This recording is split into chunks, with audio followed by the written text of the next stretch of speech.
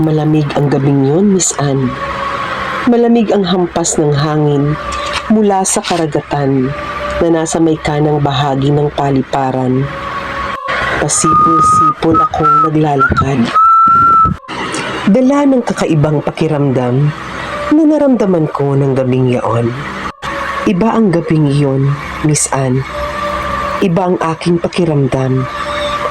May panlalamig akong nararamdaman.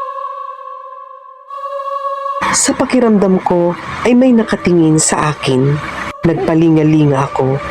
Laking gulat ko, Miss Anne, nang biglang lumakas ang hangin at may sumabit na plastik sa aking paanan.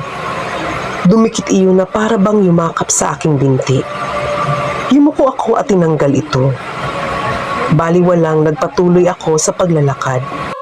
Malayo-layo na rin ang aking lalakad, Miss